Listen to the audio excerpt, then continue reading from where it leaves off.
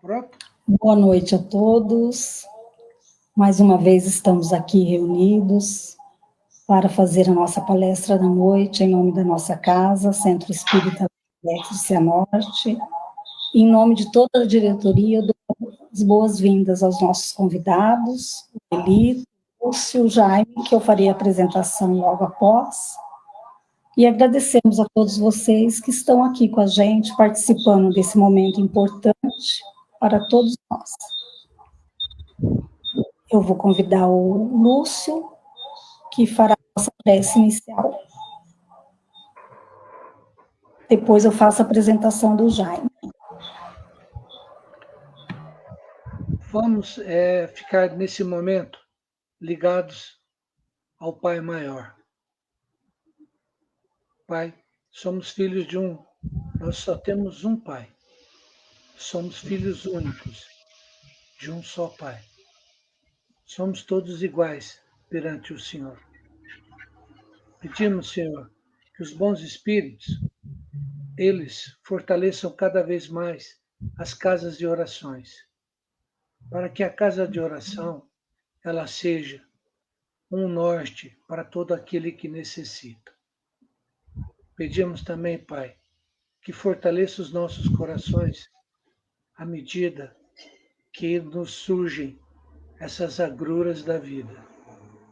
Pedimos que o Evangelho toque em nosso coração diante desses problemas que estão acontecendo. Que o Evangelho nos fortaleça, que a palavra de Jesus nos traga novos horizontes. Que ele nos traga também novos pensamentos e que possamos assim, com o coração fortificado pelas palavras de Jesus, nós consigamos passar por esse momento que a humanidade está passando. Que assim seja.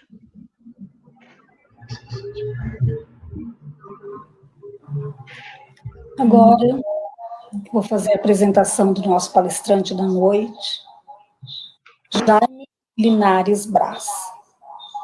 Jaime é trabalhador da Associação Espírita de Maringá, Amém, onde é membro do Conselho Deliberativo e dirigente de grupos de estudo. É trabalhador da 7ª URI, a União Regional Espírita, com sede em Maringá, onde é multiplicador do setor de estudos da doutrina espírita e expositor. E é para ele que nós vamos passar a palavra agora. Por favor, Jaime, fique à vontade. Boa noite a todos. Agradeço a Esther, o Ailito, o Lúcio, pela oportunidade do Evangelho. E pedimos a Jesus que nos inspire a todos que estamos participando dele. Conforme o Lúcio disse, o Evangelho é a nossa solução de sempre. Por quê?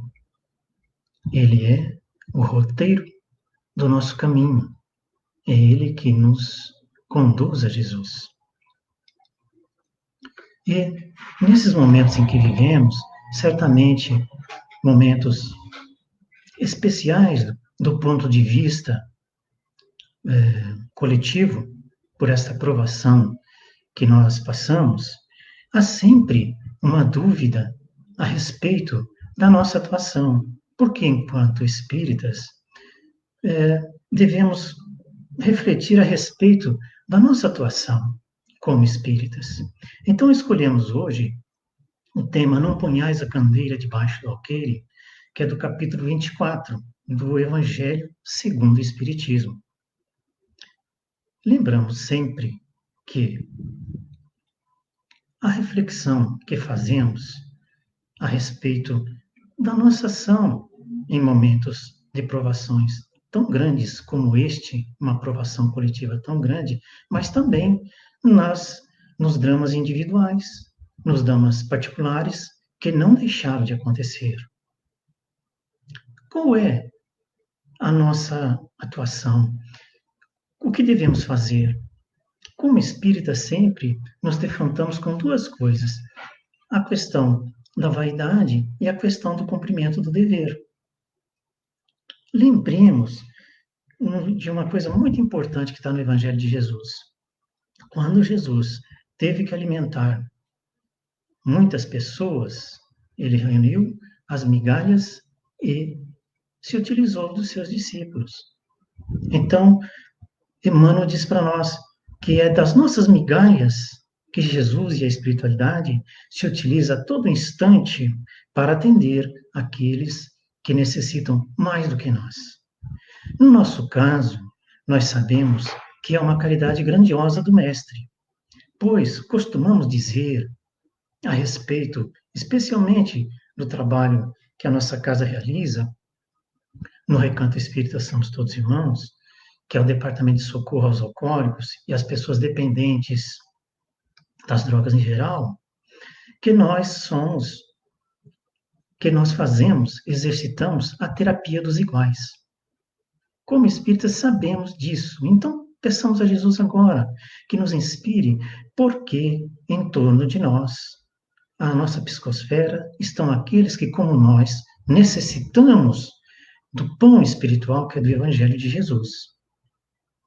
Necessitamos aqueles desencarnados e os encarnados. É disso que trataremos hoje. Qual é a nossa atuação? O que de fato nós devemos fazer? Por vezes, nós nos intimidamos, muitas das vezes, mas, em outras vezes, nos alçamos com as nossas dificuldades, as questões da vaidade, essas coisas. Vamos ver por que Jesus, na sua caridade, se utiliza de nós. Então, é o capítulo que fala da candeia sobre o alqueire. Né? Ninguém acende uma candeia para pô-la debaixo do alqueire. Põe-na, ao contrário, sobre o candeeiro, a fim de que ilumine a todos que estão na casa. E, ao mesmo tempo, Jesus fala por parábolas. E os discípulos, indagando sobre essa questão, ele informa que, em alguns momentos, ele fala por parábolas para aqueles que o ouvem, não entendam, e vendo, não vejam. Disso trataremos mais em seguida.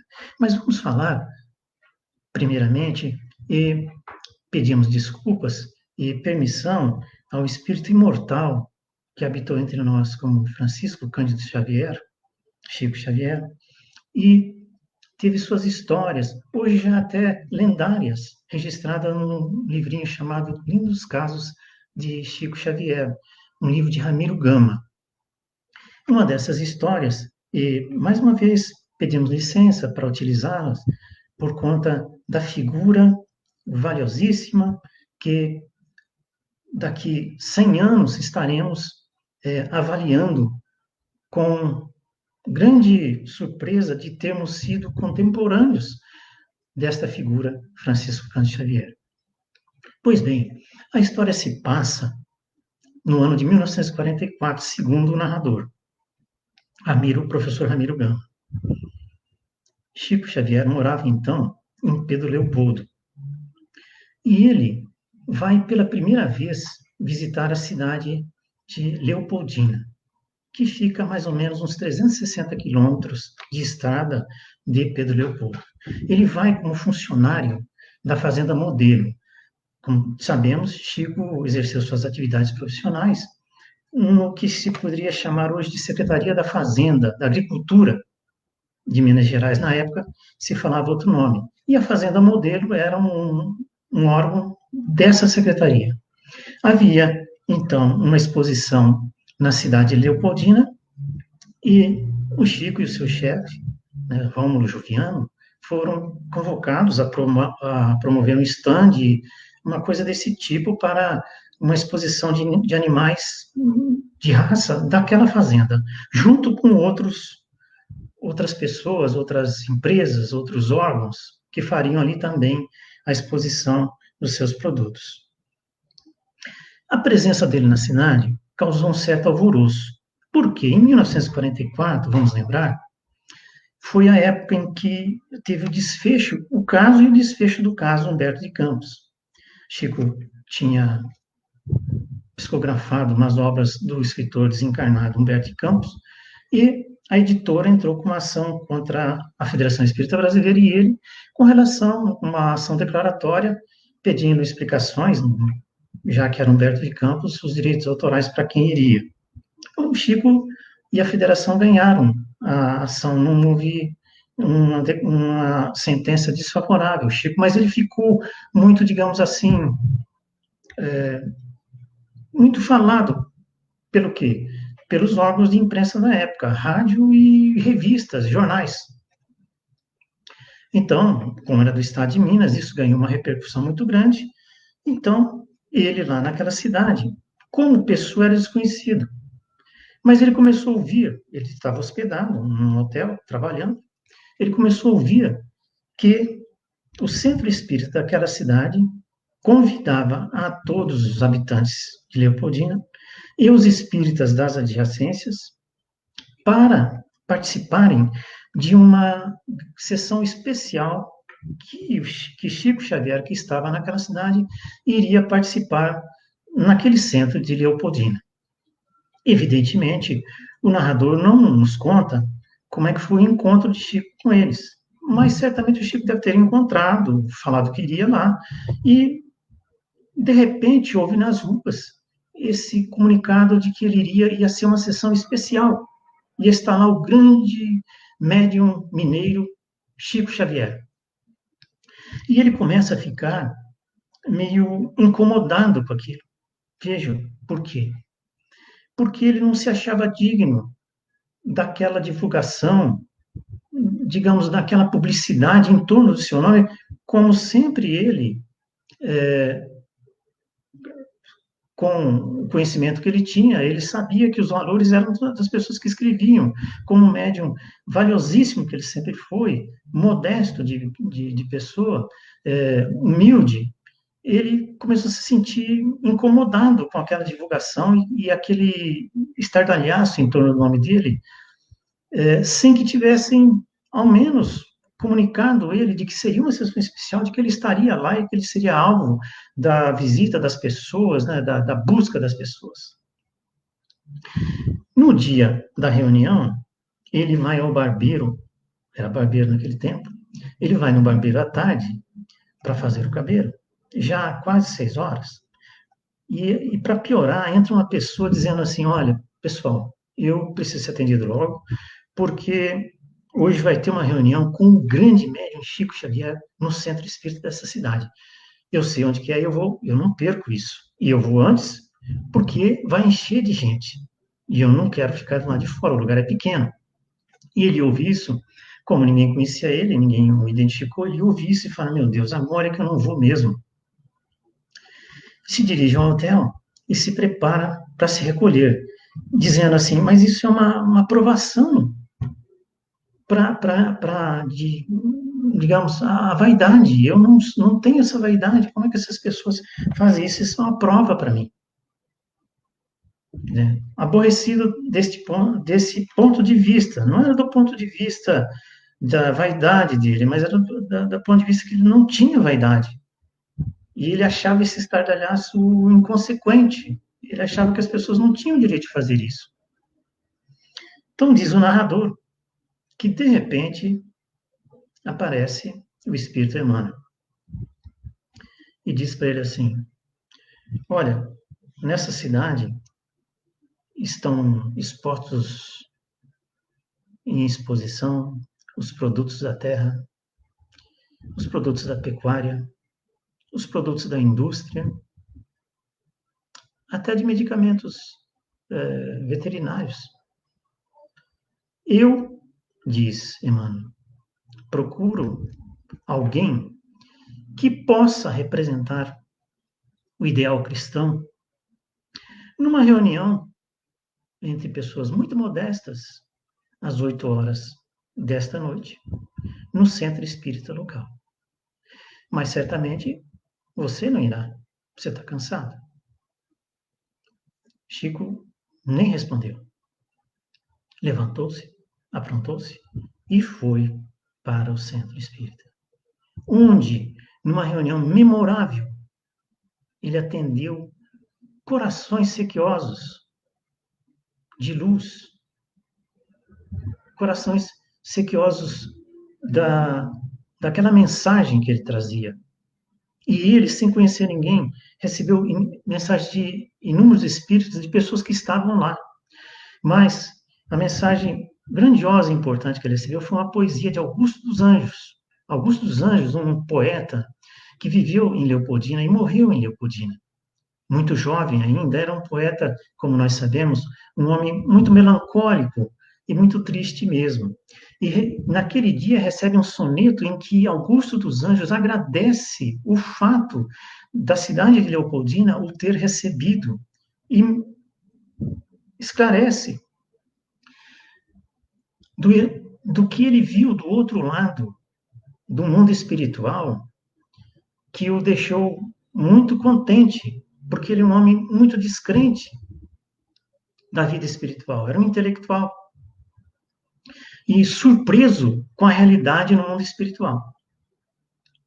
Então, foi um dia em que a luz que o Chico promoveu naquele momento foi uma semente no coração das pessoas sequiosas daquela realidade, da verdade que o Espiritismo traz. Qual é a verdade que o Espiritismo traz?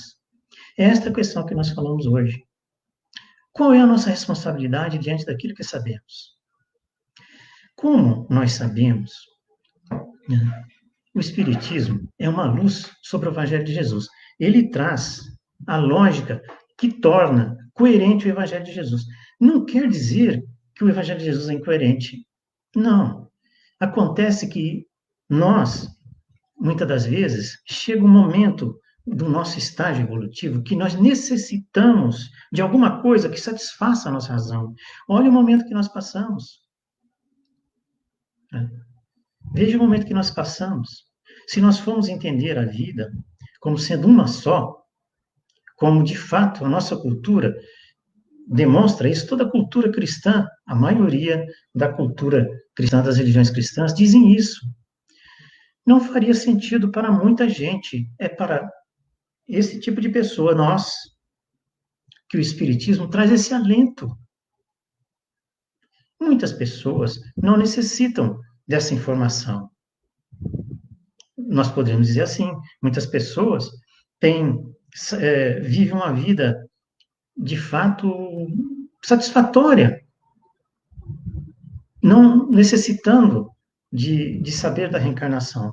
O que nós sabemos é que as pessoas, as civilizações como as pessoas, têm um momento que necessitam desta informação. Então, esse capítulo vem muito a falar a respeito disso. É sobre isso que nós falaremos. Né?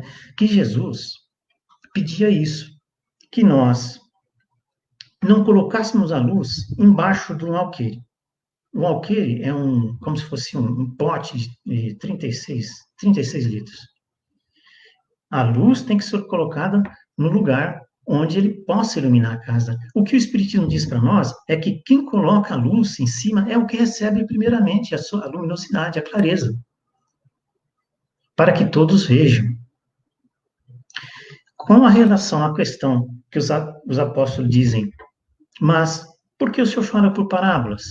E esta é a grandeza do Espiritismo, é o respeito ao entendimento das pessoas. Jesus diz, não vades aos gentios, que na época vades primeiro àqueles perdidos da casa de Israel. Quais são essas pessoas? Na época, eram as pessoas que, mesmo professando a religião judaica, eram alijados do movimento social e religioso judaico. Muito afeto, muito ligado ao poder, ao exercício do poder. Mas existiam aquelas pessoas que estavam alijadas. Era para essas pessoas, digamos, aquelas que estavam perdidos da casa de Israel, que Jesus manda que primeiro os apóstolos fossem buscar. Não vás aos samaritanos.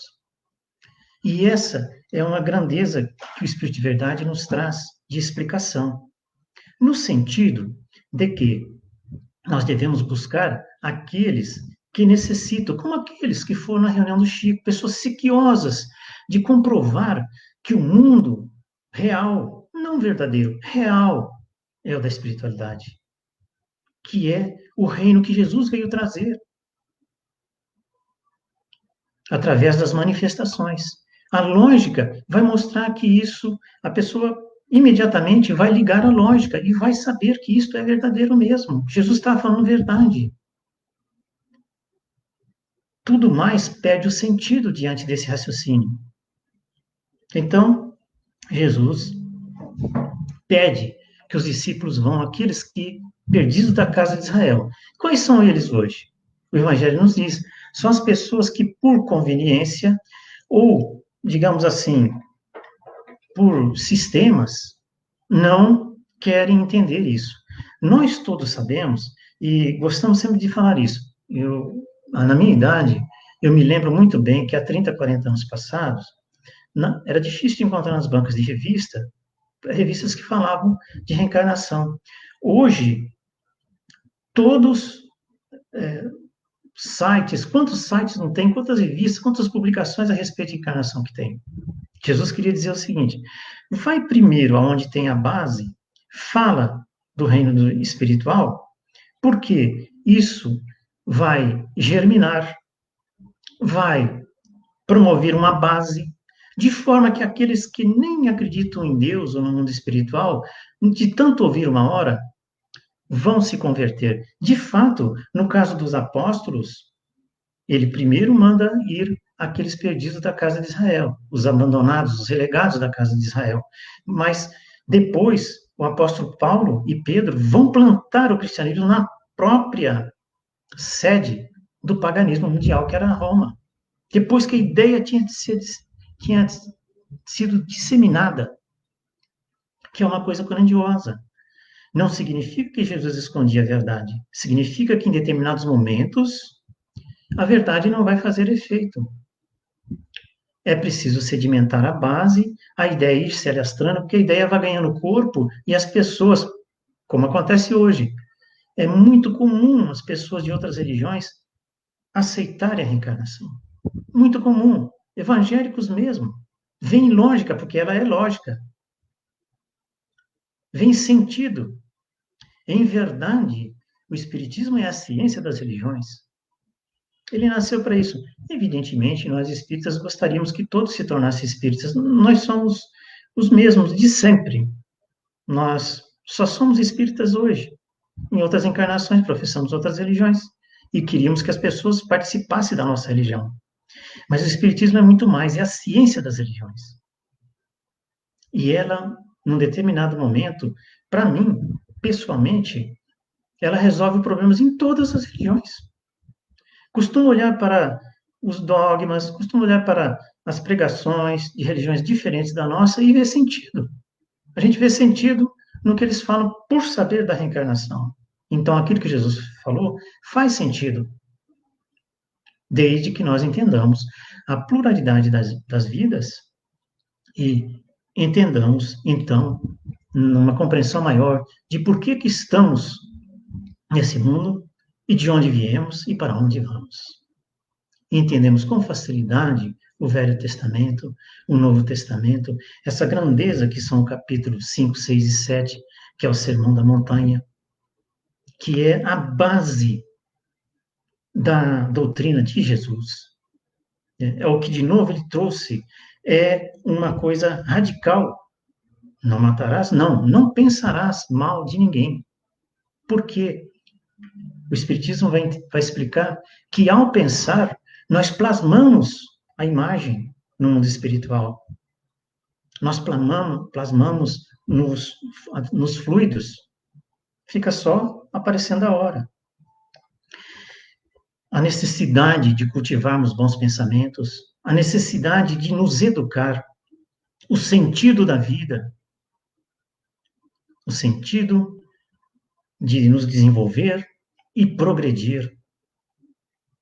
As pessoas entendem isso, mas entendem hoje, depois que se falou muito, depois que se alastrou. Então, para o Espiritismo, também é essa a mensagem. Nós devemos ir àqueles que, pelo menos, acreditem na existência do Espírito, da alma, porque nós vamos exatamente na essência da doutrina de Jesus, o reino dos céus é espiritual. Joana de Ângeles vai dizer ainda que ele é espiritual e ele é agora no mundo material, porque nós somos espíritos. E ela vai dizer para nós nos renovarmos diariamente na nossa tarefa, que sacrifício, sim, por conta das nossas imperfeições, mas uma felicidade, porque quem se desenvolve e vai progredindo, sempre vai adquirindo mais confiança na vida, mais serenidade diante das dificuldades. Costumamos dizer que o estudo da doutrina espírita, ele leva a isso, a uma vida sem o sofrimento do sofrimento, porquanto sofrer todos vamos, em momentos de dificuldade. Nesse momento que nós estamos passando, nós sofremos pela própria humanidade, né? Mas temos as questões pessoais, familiares, e sofremos por elas. Sofremos do mesmo jeito. Entretanto, sabendo o porquê da nossa existência e o porquê dos sofrimentos, nós nos serenamos. Porque serenidade é saber que Deus de fato existe e é justo, bom e sábio, como Jesus sempre disse.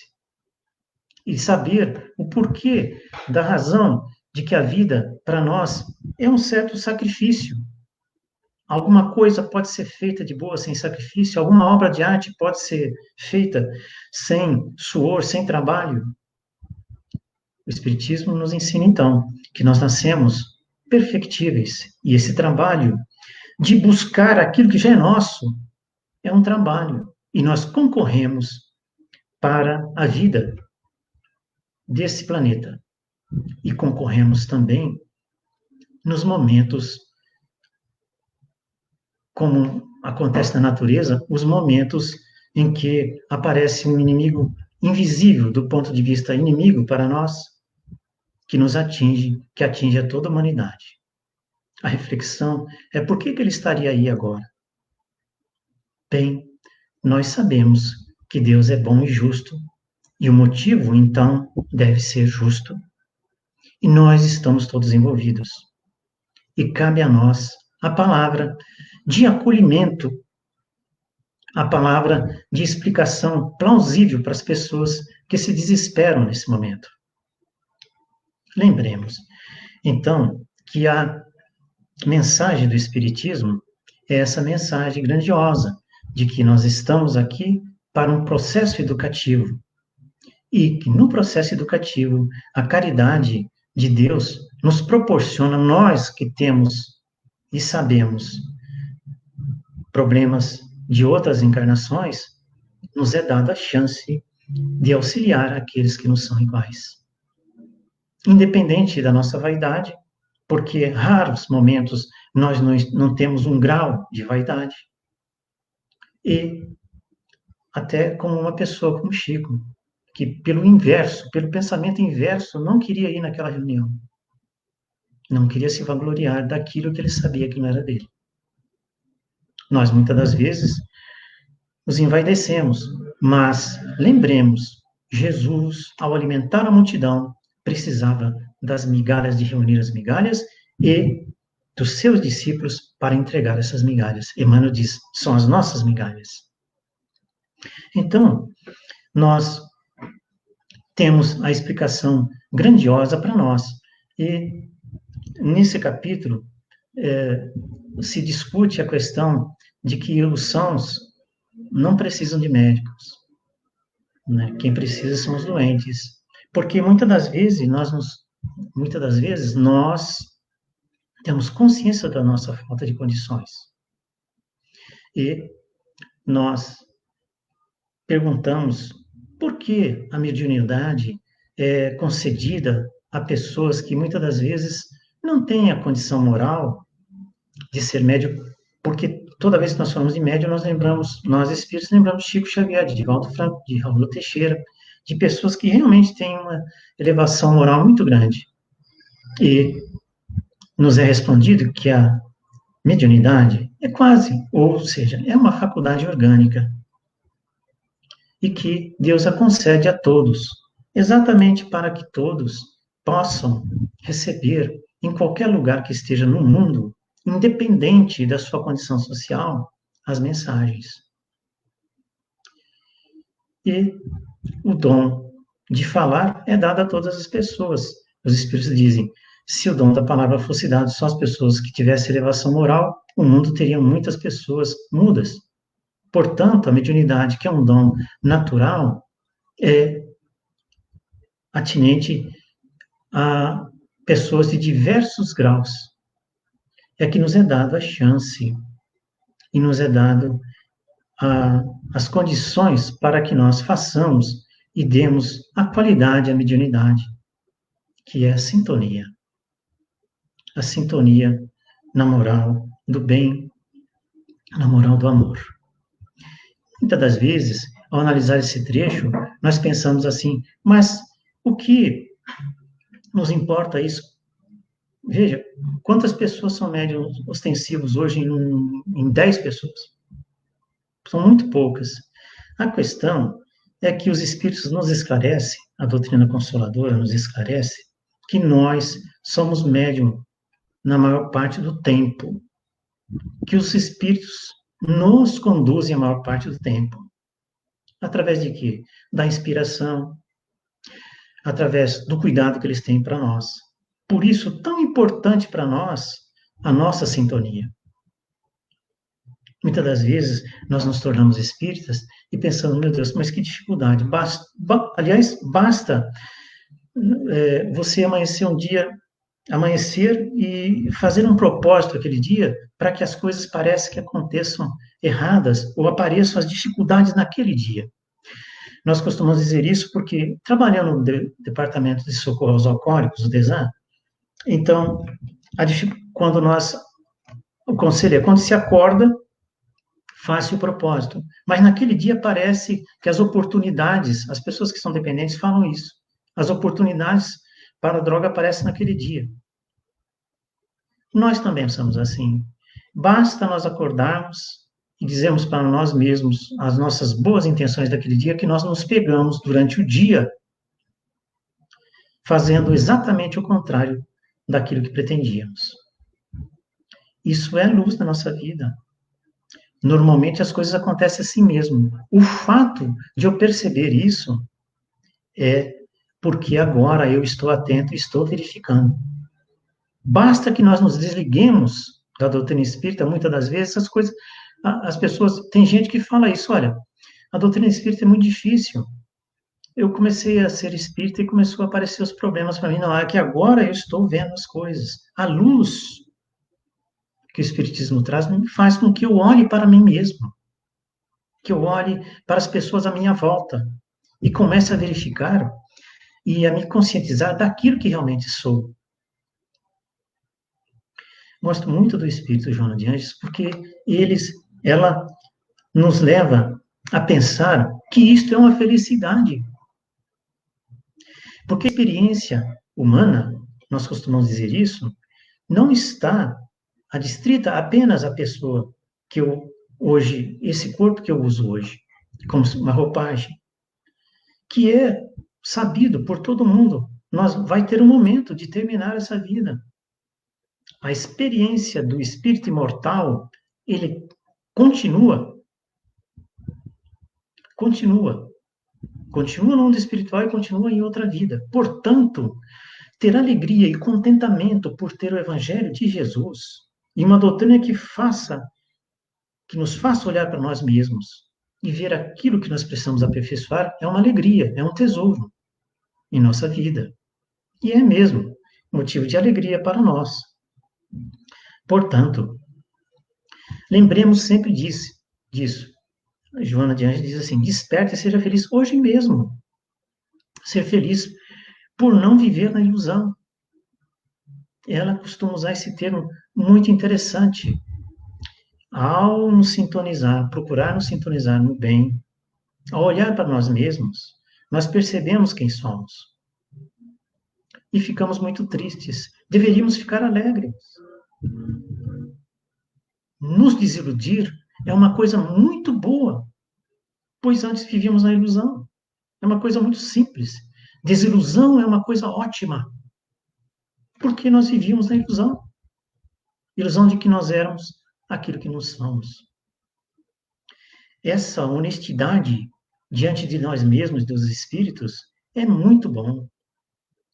Não viver na mendacidade, ela diz.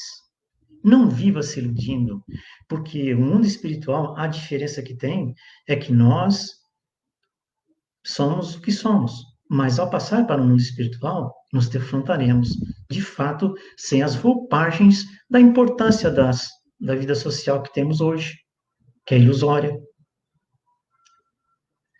E certamente nos decepcionaremos muitíssimo diante das coisas que julgamos importantes, as transitórias, e das coisas que são perenes, que são as coisas do Espírito.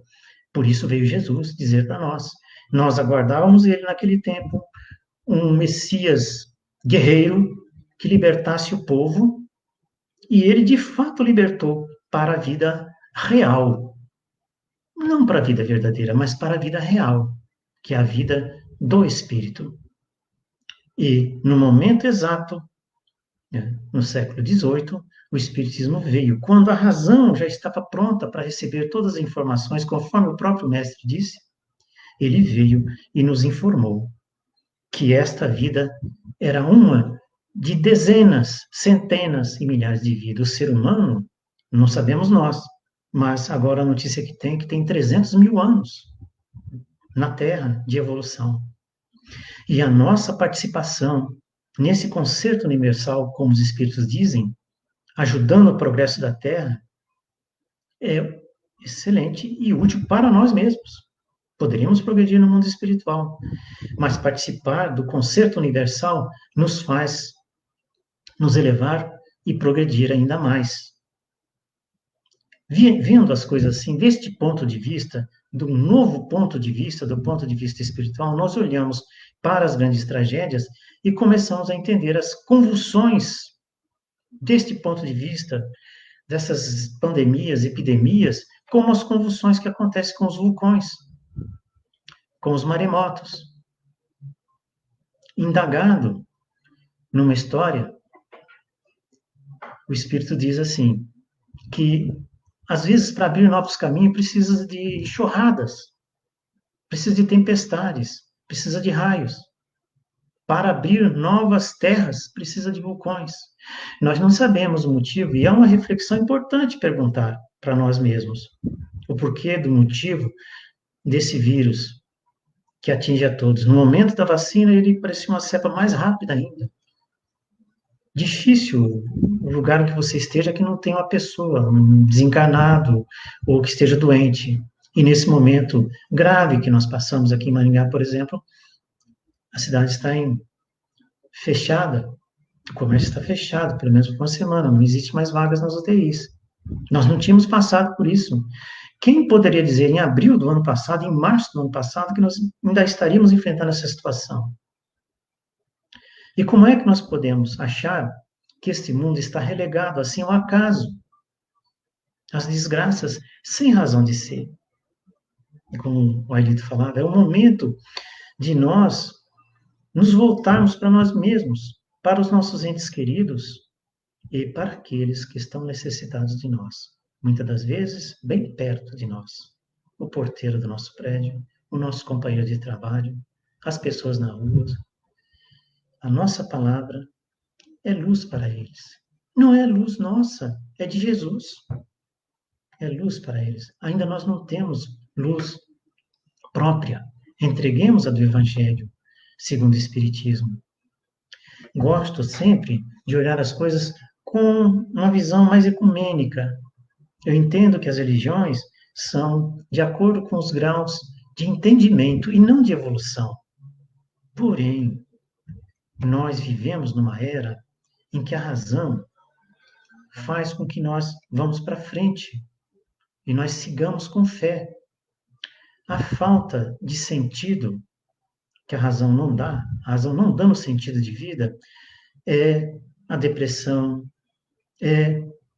vamos dizer assim, o arrastamento para os prazeres, para as emoções que se renovam e não se satisfazem, como, por exemplo, as drogas, que é um caso sério na vida de todas as cidades e na vida de todas as pessoas dos mais variados graus de riqueza, de pobreza, dos mais altos, mais pessoas que ombriam conosco no elevador, usam, muitas das vezes, por diversão, porque nós todos sabemos que é um problema sério no momento, esse arrastamento terrível para as drogas, que é a falta do sentido da vida, as pessoas não veem sentido. Então, essas pessoas que são doentes é que precisam de médico. Jesus estava na casa de Mateus cercado de pessoas tidas como pecadores e respondeu àqueles que o criticavam, é esses que precisam, é essas pessoas que precisam de nós, da nossa palavra, de que nós falemos disso que para nós é tão lógico, para eles pode ser que seja aquele momento em que o seu anjo de guarda, porque todos têm seu anjo de guarda, tem o seu espírito protetor, o seu guia, vai conseguir que uma palavra nossa, ou o nosso silêncio, o nosso acolhimento fraterno, né? Uma verdade bem entregue, a verdade falada com carinho, na hora certa, na hora do sofrimento, por ser essa hora, são essas as pessoas, os doentes, que necessitam desta palavra. E dita com carinho. Muitas das vezes, nós, no Espiritismo, nos colocamos em posição, por muito estudar, né, porque o Espiritismo tem essa, diante de todas as religiões, ele tem essa, vamos dizer assim, essa vibe, de que o Espírita estuda muito, né? Então, diante disso, muitas das vezes, a gente não usa da caridade devida para conversar com as pessoas. As pessoas, às vezes, precisam de ouvir. Quantas pessoas aí em Cianorte que fazem atendimento paterno sabem disso? Às vezes, a gente só ouve as pessoas, diz uma coisa, às vezes, só para amenizar o momento, e a pessoa pega aquilo como uma solução. Entregar a doutrina espírita com carinho, com acolhimento, com fraternidade, com muito amor, resolve os problemas. A dificuldade nossa é que muitas das vezes nós nos colocamos na posição, como sempre foi a nossa atuação no passado, orgulhosos, e não surte o efeito que deveria surtir. Lembra uma história do Chico Xavier, também do livro Lindos Casos de Chico Xavier, do professor Ramiro Gama, em que, entrando para uma reunião mediúnica, as pessoas comentavam, duas pessoas em especial de outra cidade comentavam sobre a reunião que ia ter do conselho administrativo daqueles, no centro deles, né, numa data próxima, e a pessoa estava, de fato, muito aborrecida com o companheiro de trabalho, que não é raro a gente ter na nossa vida. E falava assim, não, mas eu tenho documentos, na reunião eu vou expor, eu vou falar a verdade para ele, na cara dele, assim. Chico, bem à frente, ia prestando atenção, e antes de sentar falou assim, Emmanuel certa vez me disse que a verdade é um diamante, e é dura como um diamante. Não pode ser atirada ao rosto das pessoas. Se você quer dar um diamante, a verdade é um diamante, entregue com bastante carinho. Entregue com uma certa solenidade até, com muito afeto, para que a pessoa verifique o valor que lhe está sendo dado. Atirada ao rosto, machuca, cai no chão e perde o seu valor. A pessoa pode até usar aquilo, mas vai estar te odiando. Então, é um recado para nós. Nós, que somos, muitas das vezes, aqueles que carregam modestamente nossas migalhas para atender as pessoas, iluminar a vida das pessoas, e podemos crer que isso acontece por misericórdia de Jesus. Esta oportunidade grandiosa para nós. Levemos com afeto, acolhemos as pessoas, abracemos. Às vezes as pessoas só precisam de ser ouvidas. Nesse momento as pessoas precisam de ser ouvidas. Nós estamos usando as redes sociais para levantar o ânimo das pessoas. Nós usamos o WhatsApp para mandar uma mensagem estimulante para o nosso amigo, que nós não vimos há muito tempo. Hoje, todos os nossos amigos estão acessíveis para nós, amigos de 20, 40 anos que nós não encontramos, nós podemos encontrar, perguntar como está a família, dar uma palavra de ânimo nesse momento. Porque é isso que é levar a luz. Levar com coragem, não ter medo. Não ter medo. Nós estamos num momento em que se faz necessário que, nos ambientes que estejamos, nós firmemos a nossa posição. Esse capítulo fala disso também. O capítulo 24, não ponhas a candeia debaixo do alqueire. É uma tarefa nossa. É uma tarefa. Quando nós realizamos essa tarefa, nós somos medianeiros do amor. Não é nosso, é do Cristo. Realizar bem essa tarefa. Não temos medo de colocar nossa posição. Mais uma vez eu uso o exemplo da gente estar num ambiente, vamos dizer, numa festa, onde vários grupos de pessoas estão ali. E você não bebe álcool. Não é que não beber álcool lhe faça santo, não é isso. Mas digamos assim, para que se reúne hoje? Se reúne hoje, muitas das vezes, apenas para consumir bebida alcoólica, o que é um desperdício. O sentido de usar uma droga para ficar alegre, uma droga para se socializar. Mas digamos assim, você está numa reunião, não é querendo ser chato, mas quando lhe oferece, você diz, não, eu não bebo, se você não bebe. Não que não beber eu faça melhor, mas digamos assim, pode ter certeza, vão se reunir em torno de você pessoas que também não bebem. E vão dizer para você, deixa eu ficar junto com você, porque eu não bebo, estava me sentindo descolocado aqui dentro. Tem sempre uma pessoa esperando que você firme sua posição. Jesus está esperando que nós firmemos a nossa posição. Não temos medo de firmar. É um valor grandioso para nós. Na realidade, o Evangelho vai dizer isso, que é coragem moral. Exercitar essa coragem moral é muito bom para nós, é um ganho para nós, não é um ganho para as outras pessoas. Quando se fala do sacrifício, é o sacrifício do ganho, pois a própria missão de Jesus foi um sacrifício e ele não precisava disso. Mas ele nos ensinou, como mestre que é, como é que se faz. O mestre é muito mais que o professor. Ele não só ensina no quadro negro. Ele pega o pupilo e ensina como fazer, dando as coordenadas e a teoria. E Jesus é o mestre dos mestres exatamente por isso. Porque veio e disse que nesse mundo, que ainda não era seu reino, esse reino que não era seu ainda, é preciso sacrifício, nosso sacrifício. O Evangelho segundo o Espiritismo mostra para nós que o único sacrifício que Jesus nos pede hoje é do nosso orgulho e da nossa vaidade. Da nossa vaidade, para que possamos levar, sim, pouca coisa que sabemos para as pessoas que necessitam disso essa hora.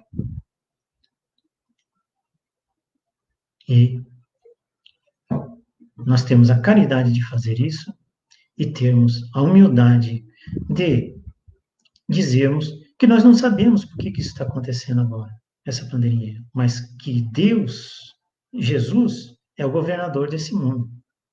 E algum motivo justo deve haver. Que devemos aproveitar a lição do momento. Os momentos trágicos, eles valem para nós, evidentemente, quando nós aproveitamos a lição. Então, a lição nesse momento que podemos ter é de confiar no Mestre, da oportunidade de demonstrar nossa confiança e a nossa fidelidade àquilo que sabemos. Isso nos valerá muito no mundo espiritual. Talvez tenha sido uma falta muito grande nossa no passado. Nos escondemos diante das conveniências sociais. Não podemos mais. É um momento dramático, de um certo ponto de vista. Crítico, em verdade. Um momento de nós demonstrarmos aquilo que sabemos. Ele é muito importante para muitas pessoas, para muitos não. Mas para muitos isso significa, talvez, tomar com mais otimismo a vida deixar das depressões, buscar a cura para as depressões e abandonar as drogas, são os doentes que precisam de médicos. Eu não sei o nosso horário, Esther, mas a mensagem que nós temos hoje da candeia é de colocar ela no lugar certo, conquanto a modéstia dos nossos conhecimentos. Mas nós temos, sim, a obrigação, inclusive, de pregar. Jesus falou isso. Em Marcos, nós vamos encontrar Jesus dizendo isso. Vamos até as cidades vizinhas que eu preciso pregar lá. Para nós, a realidade nossa, nesse momento, ainda é a pregação. Nós não temos ainda luz própria. Me lembro de um amigo que, participando de uma reunião mediúnica, tendo entrevistado um espírito muito intelectual que se manifestava e que, de repente, e que não teve em sua vida e nas suas encarnações muito apelo para a religião, de repente era apresentado para ele o Evangelho de Jesus, um livro de luz. E esse amigo dizia assim: é mesmo, o Evangelho de Jesus é um livro de luz. Quando o guia, através do espírito que se manifestava, informou-lhe: sim, mas para cá nós vamos subir para o mundo espiritual, nós iremos, usamos a palavra subir, mas nós iremos para o mundo espiritual com o nosso caderninho embaixo do nosso braço, e não o Evangelho de Jesus. São os feitos que nós possamos fazer de luz. Jesus nos empresta esse momento para que nós, sem mérito algum, como, digamos, iguais àqueles que mais necessitam, levemos a mensagem grandiosa do Cristo Consolador, tirando, iluminando o reino que Jesus trouxe para nós, tornando lógico o porquê nós temos que amar o nosso próximo. Circulou na internet esses dias um professor, um biólogo, dizendo que a lei que rege a vida das nossas moléculas e dos átomos do nosso corpo é a lei do amor, porque é a lei da cooperação, e ele não é um homem religioso. Cooperação entre os átomos e as moléculas, os milhares e milhares de átomos e milhares de moléculas do nosso corpo. Quando algum não quer cooperar, se transforma em doença e é alijado do corpo. Portanto, quando Jesus fala amar a Deus sobre todas as coisas e ao próximo com si mesmo, não está deixando um dito porque ele é Jesus, é porque é uma lei natural, e é isso que o Espiritismo vem trazer para nós. Informar que aquilo que Jesus trouxe, muito antes que legendas líricas, poéticas, são verdades da lei natural de Deus. É como ser feliz. Seguir o Evangelho de Jesus é buscar a felicidade. Não é ter uma obediência cega, ser infeliz, muito diferente disso. É estar harmonizado com a forma certa do funcionamento do mundo. Pois até as moléculas e os átomos do corpo funcionam pela lei do amor, de cooperação e colaboração entre si. Então, não faz sentido a própria natureza que nós vemos hoje funcionar assim, e nós, do ponto de vista moral, acharmos que é um sofrimento nós atendermos aquele que necessita, que vem normalmente fora de hora. Que vem normalmente com problemas que nós já tivemos em outra oportunidade. Por isso eles vêm a nós. Por isso Jesus nos usa. Está explicado por que o Espírita diz isso. Eu sou uma pessoa endividada, com um passado, e hoje eu tenho uma grande oportunidade. Então, meus irmãos, a mensagem de hoje é essa. E agradeçamos com grande contentamento a oportunidade que nos é dada, porque nós não sabemos até quando que vai. Nós sabemos que neste plano e nesta encarnação ela é finita. Ela tem um prazo determinado. Aproveitemos como aqueles que colocam a luz onde tem que colocar, com respeito à capacidade de entendimento dos amigos, sabendo plantar a ideia na hora certa, esperar o momento correto e lembrar de que a nossa tarefa é essa grandiosa, é uma tarefa, são os tarefeiros. E através dessa tarefa bem realizada, nós seremos medianeiros do amor.